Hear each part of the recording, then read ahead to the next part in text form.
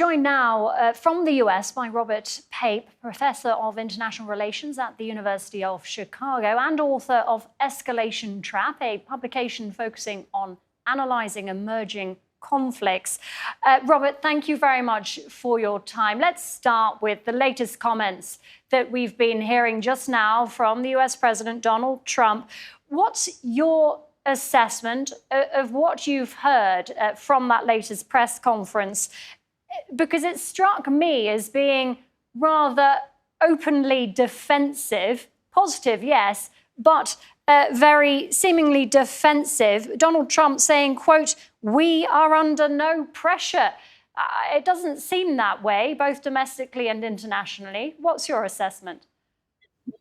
Number one, he's under tremendous pressure, which is why he's saying he's not under pressure. But something else is really quite clear. So I have, because I have been commenting and writing about this war every single day for the last 54 days, I've listened to virtually every single word President Trump has said.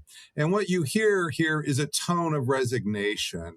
He is still trying to paint somewhat of an upbeat, but every single step, he doesn't even know who to negotiate with now, which means how can you count on there being a deal that is a quick end to this if he says that? He's admitting these economic consequences are going to go on for quite some time. He's now talking about going back the bombing with more, he's actually naming, well, we have all these targets we could go back after, meaning more long war.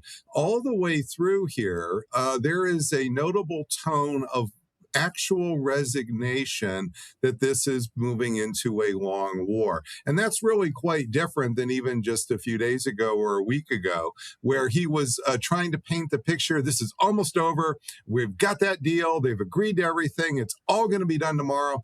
None of that really in today's discussion. So this is really the first time I think you can see in his voice, his demeanor, and in the way he's painting things. He's not saying he's defeated. So don't get me, I don't want to go that far. He's not saying he's not confident of victory, but this idea that victory is happening in the next 24 hours, that was nowhere in today's discussion. And that really speaks volumes because he has been the person saying this would be over really soon. And that's not the case listening to President Trump today. Robert, you mentioned there a tone of resignation from President Trump. He did say, I could make a deal right now. So why doesn't he?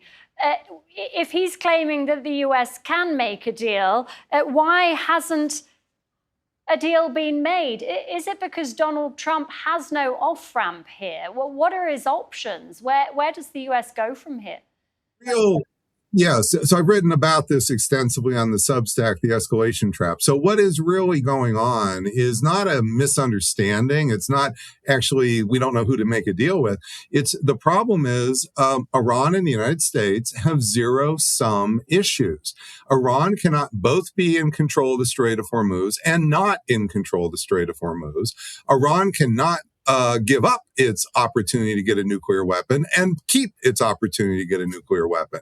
And listening to Donald Trump, he wants absolutely maximalist demands. He wants the Strait of Hormuz completely open, meaning nothing for Iran. And he wants Iran to give up the opportunity to have a nuclear weapon, no opportunity for Iran.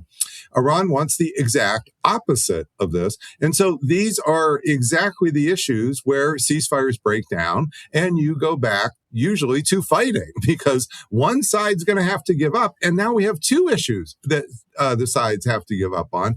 And that is why we are heading to the long war. It's the essence of the escalation trap. Donald Trump does not want to embrace surrender by him, actually making it clear he is a loser. That is what he is resisting. And Iran is not accepting it's a loser. And so this is just going to go on for weeks. And it's already gone on now. We're in the third month. We need to understand this was only supposed to be a 2 or 3 day air war. We're now in month 3, and there's no real reason to think this isn't going to month 4 and 5 and 6. That sounds harsh. I know everybody wants it to be over, but nobody has a story about how this is going to end. It used to be Trump would tell the story that it's about to end tomorrow. Even Trump is not actually able to concoct a statement to that effect anymore. Robert, we also heard Donald Trump just a moment ago say that the US blockade of the Strait of Hormuz is 100% effective, or rather on Iranian oil, the movement of Iranian oil. In Donald Trump's latest Truth Social post, he's also doubled down on threats to police the Strait. A twofold question here, really. How much of an escalation are we seeing now, especially with the Strait, what's going on there? And can anything break what appears to be an apparent stalemate between the two now? That's right. So number one, you're seeing what I call the demonstration phase. I was explaining this before the ceasefire was going to end. What would it look like after the ceasefire ended? And it's called demonstration attacks. Both Iran and the United States, they are basically needling each other as they hit each other's ships, seize them, and so forth, to demonstrate they're not giving up. They're not. And what you're seeing is President Trump's upping the ante. Slowly, he's upping the ante because this is what happens in the demonstration phases. We've seen this in many other conflicts around the world. Now, you ask another question, which is, what about the longer term? Who's going to cry uncle? Break? Well, there's a very clear analogous case here, which is the oil sanctions that were on Iraq in the 1990s. Iraq, we put in the most stringent oil sanctions. 99+% of Iraq's oil was essentially cut off, including on the land, its routes. And that broke Iraq's GNP by almost 50% for 12 years. And that failed. It did generate pressure, but not enough to break the back of Saddam Hussein's regime. In fact, it got stronger because the poorer Iraq became, the more you had to be beholden to Saddam Hussein to get the little crumbs that were left. That's what's going to happen here. So we can keep saying this economic pressure is going to work. It's not a matter of whether it's 95% cut off or 99%. There's just no reason to think in history that this is going to break the back of Iran.